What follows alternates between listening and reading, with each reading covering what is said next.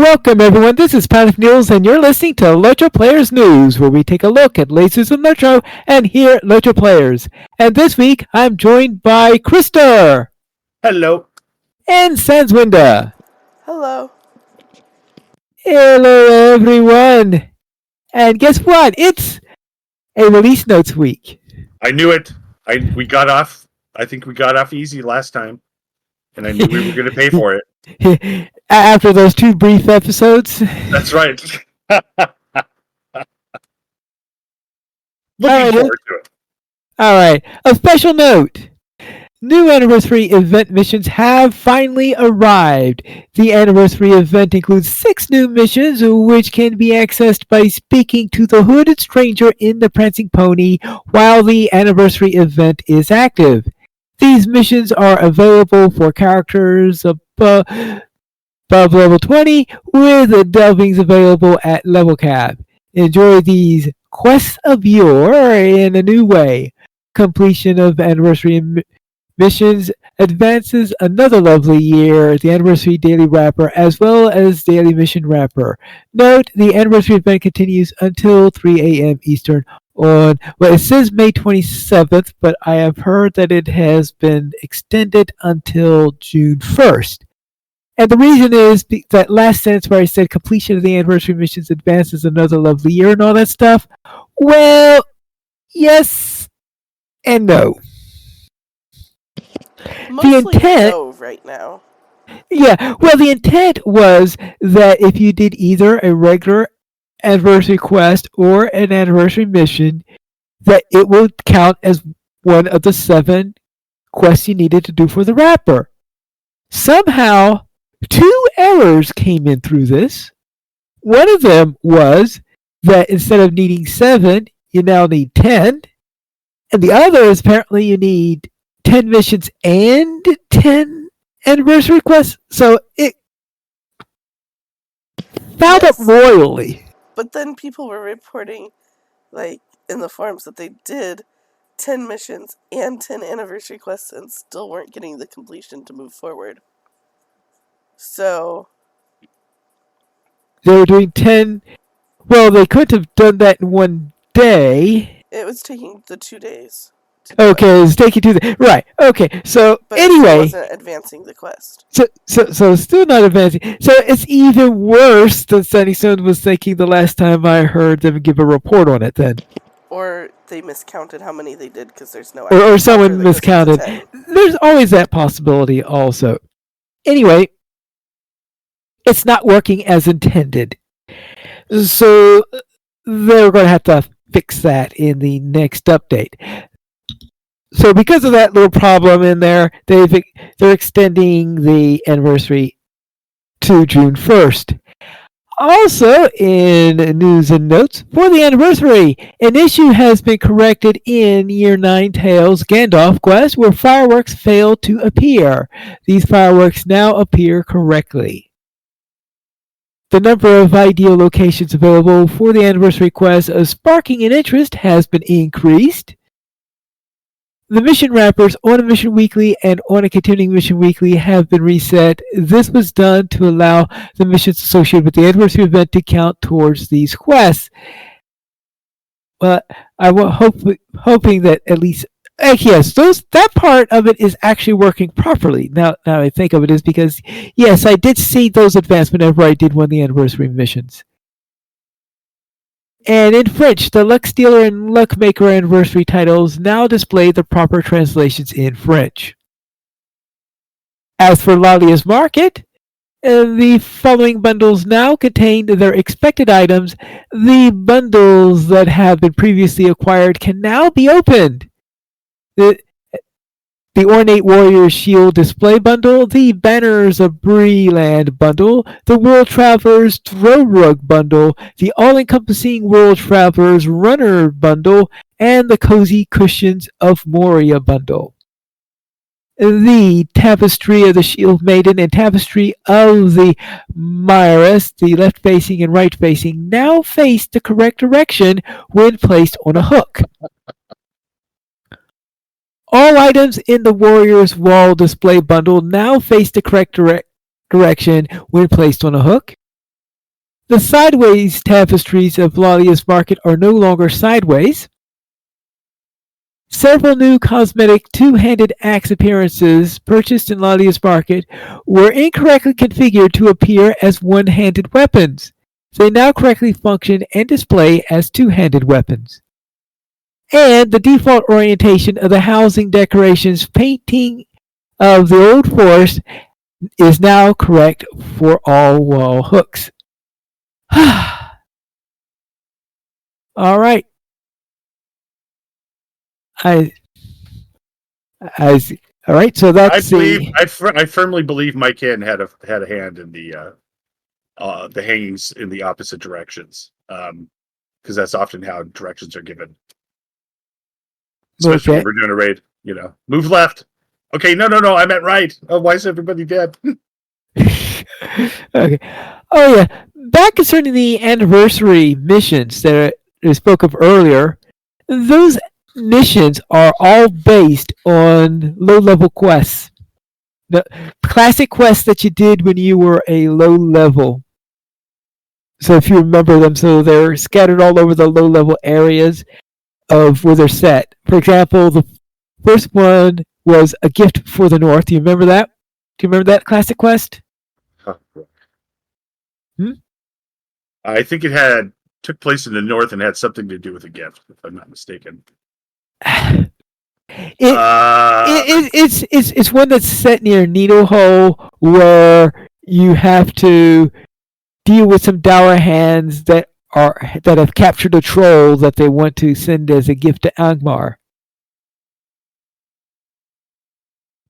I do remember that because I had a character who I thought was really powerful and was having no problems at all. And I was like, yes, I'm totally going to get the Undying and do important quests. And got smunched. Up in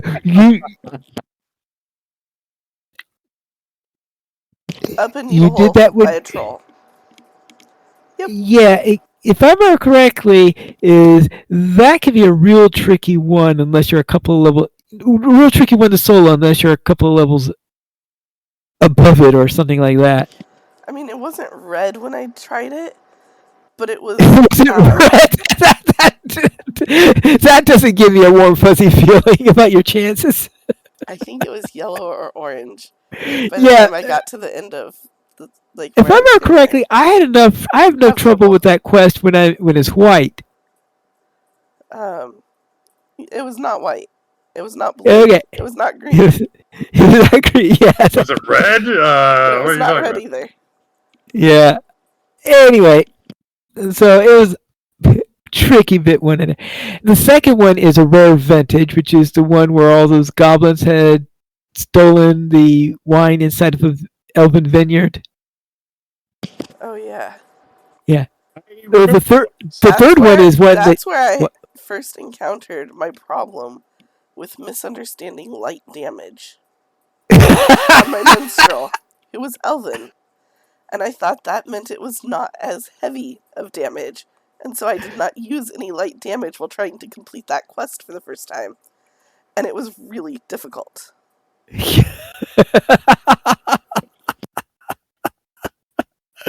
I can imagine. I pretty much just auto-attacked with my equipped sword.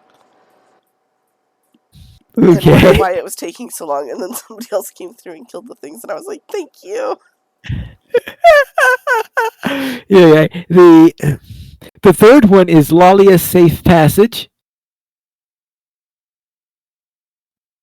Oh, Lalia. Yeah, I know. Yeah, a mission version of one of the most infamous quests in LOTRO. Right? That was on the field. Was that the one on the Fields of Fornest? I'm thinking of something else. Sorry. No. It's the one in the Barrow in the Barrow Downs. The Barrow Downs. I'm sorry. That's what I'm thinking of. I just said the wrong place. The one where lots of people just run up and start her walking and then keep going. Yeah. Yes. And then we had Rescue by Moonlight, which is an epic quest in Erdoine. The Fighters in the Quarry, which is the one where you kill those fighters in Scary. And then Thornley's Revenge, which is the head of that work site that never gets completed in Breland, who wants revenge because the orcs captured him earlier on there. So you're expected to strike out against the orcs in revenge. So those are the 6 quests. So they're all based on quests from the previous. So they did a tweak a couple of them, because I know, for example, Rescue by Moonlight, they changed it so that instead of being a stealth mission, it's more of a you're out there bashing things and stealing their treasure type mission. So I think they combined a couple of landscape quests that are in the same area in addition with Rescue by Moonlight in order to get that particular mission. So I guess that fits the anniversary, that they're all based on events that happened that you went through when you were a lower level player. So now let's then continue on back with our release notes, where quest and adventure areas changes. With the release of Dune Shuma, the King's Fortress, travel skills to Dune Shuma have been added to the Hamati Quartermaster in Iridir. Purchasing the travel skills requires completion of the Crown of Hamat story arc. And travel to Premium House skill. If your skill was giving you the error, the address you have entered is incorrect, it should now work correctly. Additionally, setting your primary residence to the character house panel now updates the destination of the travel to premium house skill correctly. The travel to premium house skill no longer automatically updates to newly purchased premium houses. Please use your character house panel to set your primary residence and target the travel to premium house skill. Okay, yeah, because that is it's a disconcerting time sometimes. You buy a new premium house and you then try to travel to your original premium house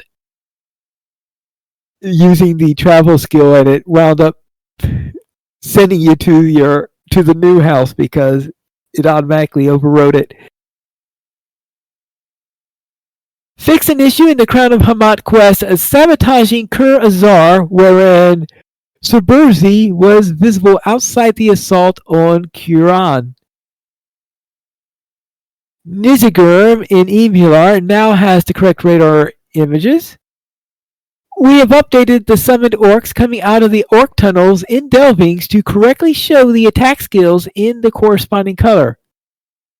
Fixed bug causing incorrectly colored frills when frill terrain color graphics option is enabled. Fix a bug that caused the DX10 dynamic shadows very high setting to always be in shadow. Fixed an issue with the new Crown of Hamat landmarks not appearing on maps after discovery. Fixed a typo in the Sand Smooth Burrow instance currency description. The Mariner's Barad Goldor helm slot item name has been corrected from shoulders to cowl. And the Burglar's Barad Goldor set bonus now correctly reduces the cooldown of coup de grace as stated in the tooltip.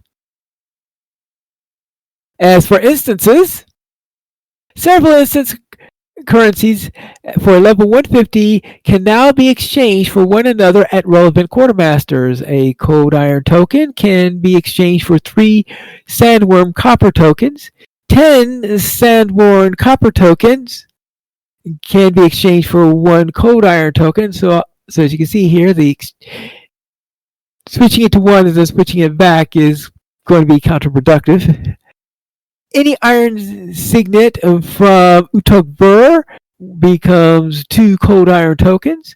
12 cold iron tokens and 2,500 embers is one iron signet from Utungburg of any kind. Requires completion of the Temple of Utungburg on level 2 difficulty, and 7 cold iron tokens and 2,500 embers can be turned in for menacing tentacles.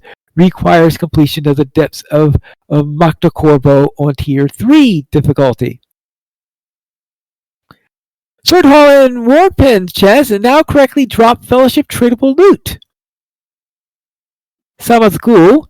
Goldor corpses will now apply corruptions to nearby denizens of Sama's Ghoul when they die. Dimmifier now gains power while their spell shield is suppressed by the power of bones. Dimmifier gains a powerful skill when empowered by the corruptions of defeated Goldor corpses. Dimmifier's chest now contains an additional level 65 cloak, and damage dealt by Urker's Deathfinger skill has been reduced by 66%. As for Byward Goldor, Durkhead's inactive armor reinforcements has been banished back to their holding pen beneath the floor. Sword Halls of Dol Guldur. Damage dealt by Nurkar's Earth Shock Wave has been increased by about 5 times.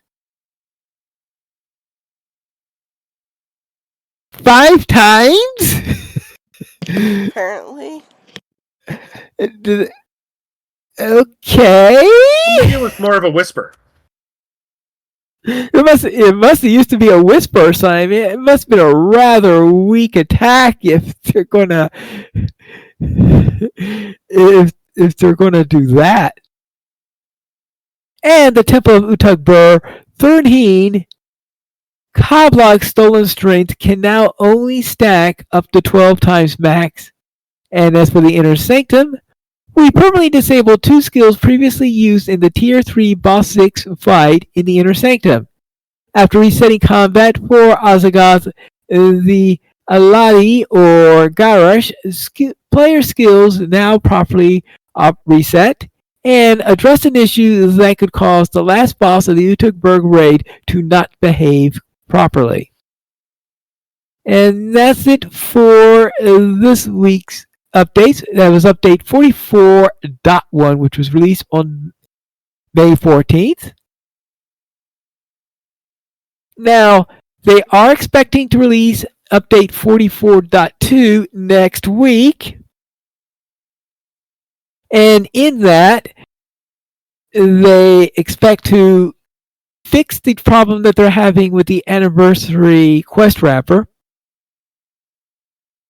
They are also hoping to address an issue with housing items that were lost by some people during transfers. Now, they're saying that this is designed to take care of a particular class of issues that they had on there. So if your troubles that you had with items in the transfer process is of this type of class, then they're expecting that to operate properly, you'll be able to get your items in there. Now, they do give a warning that whatever you do between now and the time that they release the update and that you log into that character, do not transfer that character, because they're afraid that if you did that, it would now, because your character isn't yet associated with those items due to the error that was there before, that if you transferred your character again, then the disassociation will become permanent and there'll be no way to recover from it.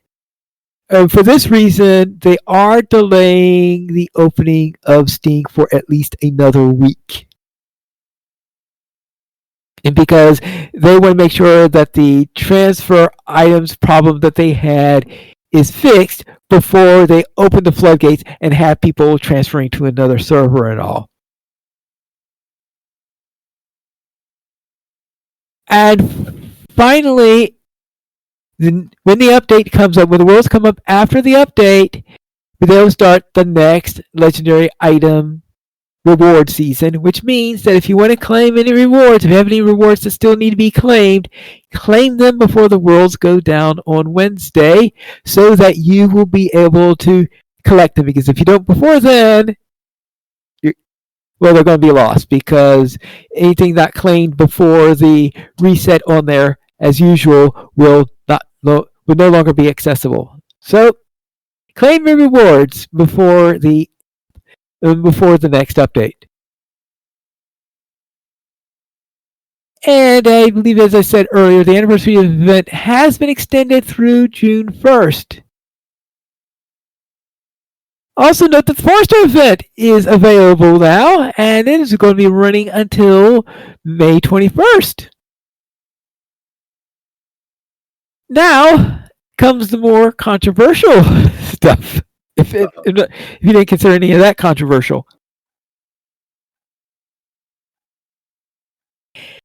And that is because we have some proposed changes to a couple of classes that were posted. Yes, on Mac, Mahal posted the proposed changes that they're planning for the Hunter and for the Burglar. And he posts the overall changes that they're planning on making, the general skills, the specializations. There's a post for each of the 3 lines, and I got the impression that since Winda is not happy with some of the changes that are proposed. Well, I'm not sure I understand what they're trying to accomplish with the Hunter changes. Like, make the Hunter less playable? I don't know. You're saying this makes the Hunter less playable? Well, it does not appear that they're doing anything to bring our DPS up to the level of other DPS classes. Nor does it look like they're doing anything to help make it better on landscape for us. So I don't know. I'm not sure what they're trying to accomplish, except maybe getting hunters to not play as hunters. But they already tried that before when they nerfed us majorly, so... But they're not undoing the major nerf. They're like just trying other nerfs just to see what sticks. And I have a new proposal for them. I really think that before they introduce changes like this, they should have to main that class for at least a month in-game without any cool dev tool help and do it in solo end-game content and then do some raids and stuff and just see how it actually stacks up in use from practice before they start making changes. Oh, well, I can see that one of the proposed changes has already been struck it down. I mean, like... because there's one that they were planning a change on hunter oils. Right? I think some of this is like, they look at it on paper and they're like, I wonder why. Let's just change it. But, like, if they were actually using it, they would probably have some ideas why, and whether or not they should change it in that way, or they should just, like, change it in a way that makes it better. Well, I wonder if that's why they're pushing out to the forums and stuff, is to get the feedback of the people that are actually, maybe playing the class more than they do. Maybe, to get some valid opinions. Maybe. I think they should have to do the same thing for things like changing LI systems, but Oh, well. Yeah, so we'll see what actually happens, but... we'll see what's actually... Now, I am not going to read... Weird. Since this is the first draft, I'm not going to read through these. Or, actually, let me read the first post of this, so the general idea that they have in there to see what they claim is what they're going for. And I'm not going to read the details or anything like that. Okay, but can I just offer a correction for the first sentence immediately? Yeah? It's been a while since we nerfed the Hunter class. And so we appreciate your patience while we come up with new ways to nerf it. Well, Sans, now that entirely depends on your perspective. And if we're measuring time in nanoseconds, it really has been quite a number of nanoseconds since that event occurred. All right. It has been since... Okay, let me read the original text prior to Sans' editing. It's been a while since we started the conversation about updating the Hunter class, and we appreciate your patience. We haven't been idle in the meantime, but it's now time to put Hunter in the spotlight. While Bowmaster Hunters may not be feeling many issues outside of potentially soft damage output, the Trapper of Foes line in particular is long overdue for some TLC. That was Which the is last crazy. line that got TLC right after they nerfed the Huntsman to strengthen the Bowmaster and make it the only viable raid option. Just saying. Anyway, and we look forward to a vibrant discussion about this new uh, outline. Oh boy, I'm sure you're going to get a vibrant conversation. They They're up already to have 6 one. pages already. Yeah, they already have one going. Yes. And the last time that they did tweak the Trapper of Foes, to give them some credit, they made the traps actually useful, which was pretty cool. Like, before that, the traps were basically not very helpful at all. So, when they strengthened the traps, that was really helpful. Yeah. I'm just Considering not I sure play about Yo line. nerfing the Huntsman again being a good idea. Okay. Yes. All right. This updated Hunter outline has a few high-level goals. One, for the Huntsman, the following changes aim to keep the gameplay distinct from Bowmaster, with no indications and greater access to bleeds and inductions. With no inductions and greater access to bleeds and melee damage, the Huntsman playstyle would retain its focus on mobility and flexibility, with the ability to deal potent burst damage through a combination of bleed cash outs and rapid fire focus spender skills. I would You're like to point saying out that as a hunter, if there is an enemy in melee range, I have already failed. As a huntsman, a blue hunter, my job is to be able to kite away from any enemies and keep them out of melee range at all times. Since Like- bravely ran away. Exactly. While filling them full of pins or arrows or whatever we want to call whatever we're shooting. Like, Okay, so you're saying that better access to melee Greater access damage to is bleeds, I not don't anything have- useful. melee damage, like, okay, I can count the only time that I use melee damage as a hunter is if we're in a raid and we had to remove corruptions, and for a while the only corruption removal tool that we had was a melee skill. And in that instance, you stand back, you shoot, run up as soon as it comes off cooldown, slice the back of the enemy, and run away as fast as you can. Like, and then they made it ranged, or gave us a ranged option, and there was no more need for melee damage.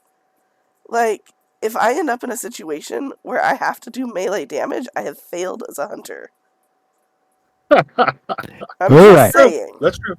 I'm squishy. I do not have strong armor. I do not have shields. I do not want to be hit in the face by an enemy. Okay. As for the Bowmaster, the following changes aim to maintain the status quo on the Resolute Long-Range Archer, releasing a continuous stream of high-damage arrows as long as you're able to manage your focus and use inductions relatively uninterrupted. You may notice that several passive sources of induction reduction have been removed from the outline below. Passive inductions reduction has crept up so high over the years that many Bowmaster hunters have grown accustomed to having at least 70 to 85% induction reduction at all times. In this outline, we've pulled back that a little bit in exchange for higher direction damage, slowing down the flow of skill upscale us a little bit flavor and more potent individual arrows. Why? Like, that just means that you have to sit there for longer without pushing buttons. I mean, honestly, that's all that does. Like, I guess if their goal is for board hunters, they're working on a great plan. Especially As for the because for the Bowmaster, at this moment, if you get knocked back by anything like a boss move while you're inducting, you lose that skill and you have to start over. Like, it doesn't keep going.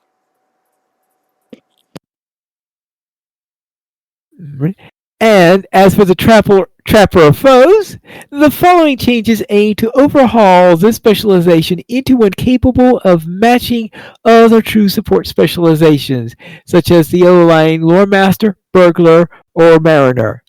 These changes will minimize the specialization's focus on traps and routes, which are both awkward to use in combat and functionally less useful than the abilities available for other classes. In their place, the Yellow Line Hunter would have greater access to more useful CCs like stuns, mezzes, and knockdowns delivered with more range skills and more interaction with your focus resource. Mm-hmm. I would like to suggest that if your goal is to beat trapping foes, that perhaps that line could use the melee. Yes, I know because that's a line that that could use a little bit of melee because Like, my yellow hunter that I run around just like crazy throwing traps all over the place, especially since they like made traps more useful, often ends up in melee range. Just because she's throwing out so many traps. Like, that would make sense to have more melee there. right. And I still think Yeah. that the more useful crowd control should look like traps, or be called traps, even if they don't function like the current traps. Since it is the trapper of foe line. Yeah. Yeah, okay. I guess I can see that. And in fact, in my case, since in doing skirmishes, for example, if you're doing a solo skirmish, how does a if you're a blue line hunter, how do you do solo skirmishes without using melee? Because The same way you do any content without melee pain. You run backwards like crazy while shooting. And then you run in well, circles while shooting. And if you're really smart, you get a soldier who's either going to heal you or take some of the aggro in melee range for you. And then you keep running backwards and shooting. I guess you got a point with that. Like, I haven't found any skirmishes where this does not work. Okay. The only one that's kind of weird for it is the one where you shoot the ballistas. But that's not necessarily going to get me in melee range either. It just is less running backwards and more running up and down as well. Yeah, okay. Each set of outline specialization changes the following, but is followed by a mock-up of the revised trait tree. So they have a special message for each of these and there, and then they show And what they are they're currently nerfing proposing the Purge tree to look Poison, like. just for the record. They're nerfing Oh. Purge Poison, they're nerfing our ability to cleanse or remove corruptions, and they are working on, like, just generally.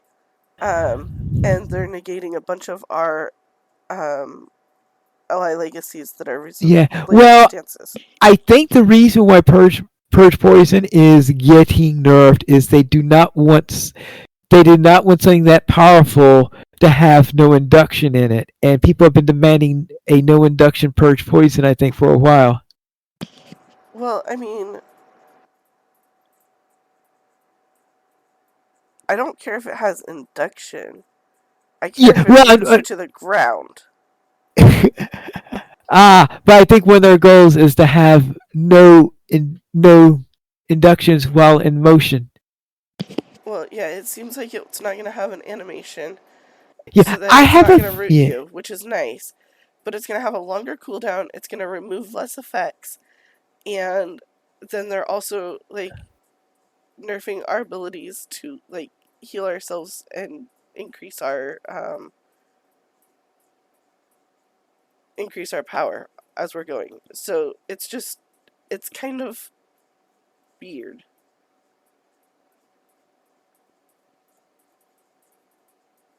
Like, just on the general level.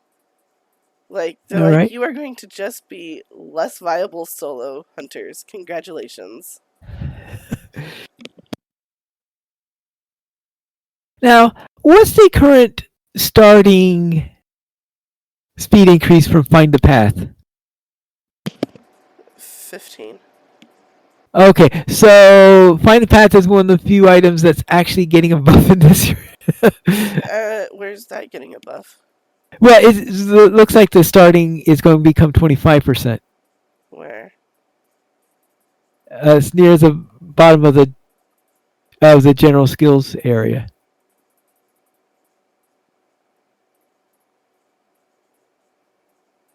The starting one does, or it only goes up to 25% instead of 30 now?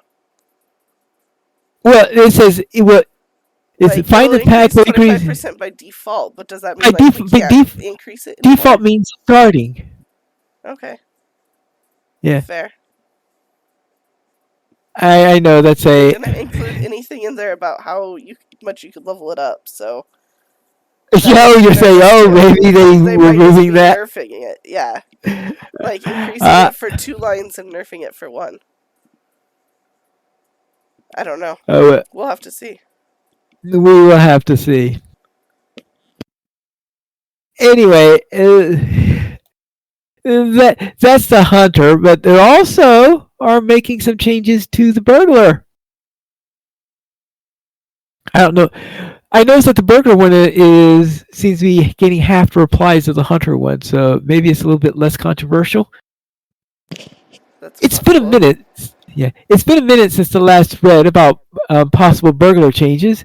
The burglar class isn't in a terrible spot overall at the moment, but it suffers from a bit of gameplay awkwardness and counterintuitive design that we aim to clean up and improve. I am going to dive straight into an outline of some of the upcoming changes, so please keep in mind that most of these changes have not been implemented and they are subject to change. I know with the Hunter one, Sans is very much definitely hoping that they're subject to change. This From what I've seen, though, here, it does not look nearly as potentially problematic for gameplay, so. Okay. This updated burglar outline has a few high-level goals. For the gambler, the following changes aim to update your skill flow to be less reliant on stealth and feel a little more distinct from the quiet knife, with a focus on gamble effects and bleeds. Gambles would be a little more dynamic so that they're not just maintained buffs and will interact more with your skills than they do currently do.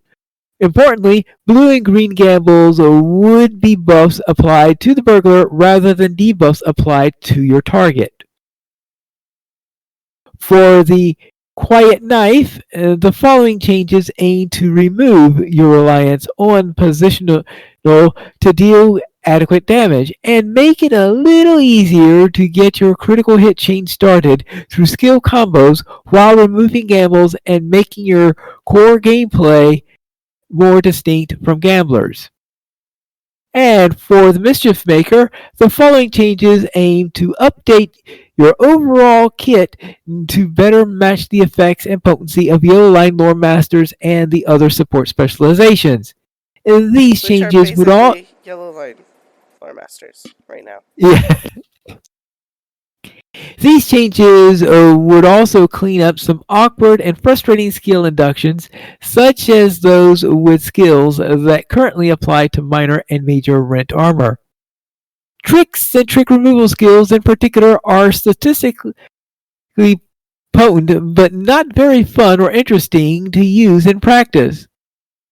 I know I have a lot of fun playing those.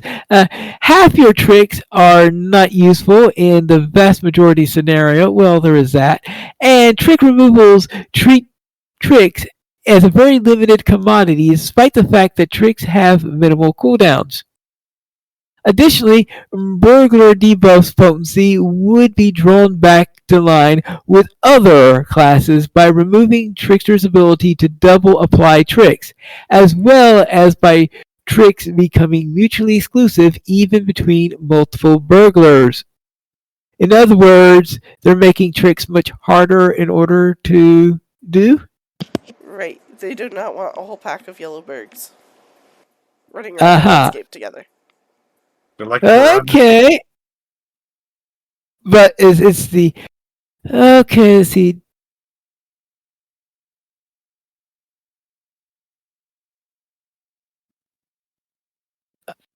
well, I guess I have to see that in action when it comes around. Then, of course, then they go into details for various things in there, just as they do, as they did with the hunter. So we'll go more into those, well, when they decide what they're really going to do and actually get near a release.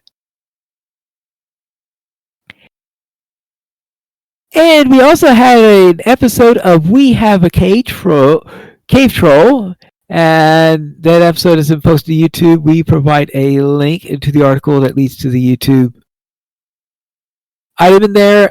They talked about things like the early days of PAX and how PAX is different now from what it was back when they were Turbine and the like, and going on through things like this. So that's what they spend a lot of their time talking about. They talked about one or two other topics, but I can't remember what they are off the top of my head. Nothing great and revolutionary that was added in that particular thing. Just, they're doing some discussion about times of yore, I guess is the best thing to say. And they also have a note here, finally, for their timing that they currently have for opening the Sting server. I told you earlier that they are planning to open this up at a later time than they originally planning, because we had that whole thing with the... First of all, they came up with the problem in there, partly because they were worried about transfers, because they did not want to start an entire new thing of transfers before they have the items issue solved. But we want to give you an update on the time for Steam in some detail as to why we are announcing a new opening date. We are working on changes to prevent an issue with housing escrow items becoming lost when the player sells their premium personal or kinship house. Unfortunately, while we have made significant progress in correcting this issue, the fix has not yet passed the internal testing. As a result, we are postponing the launch of Sting until this issue is corrected. We expect Sting to open no earlier than May 21st, and we'll have more information on timing when we can. We are asking to get a preview of this housing escrow fix on Bullroarer. We're working to get one on there, and we will have more information on this timing as soon as we can. Important, this fix aims to return items that have gone missing to date. This fix will only correct items that went missing due to the sale of a premium personal or kinship home. However, this fix requires players to log into their current game worlds prior to further transfers. Failing to do so will permanently disassociate missing items from your game account, and customer service will not be able to assist.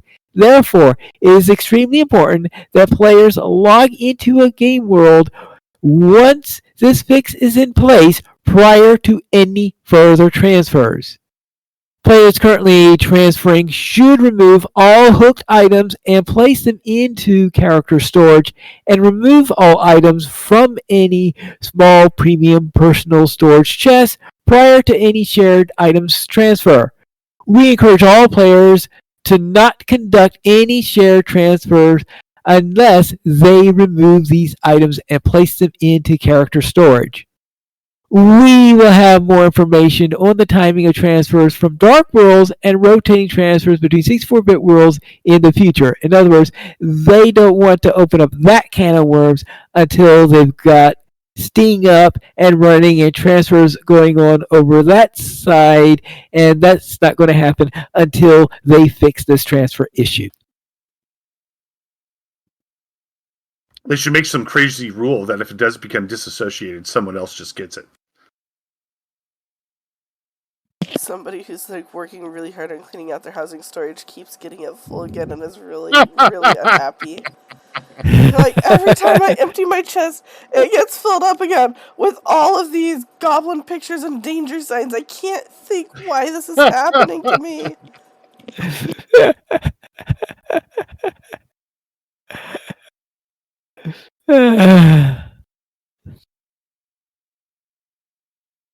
Oh, Presumably all right. it would be something a little bit more important, but you never know. Yeah, we'll see.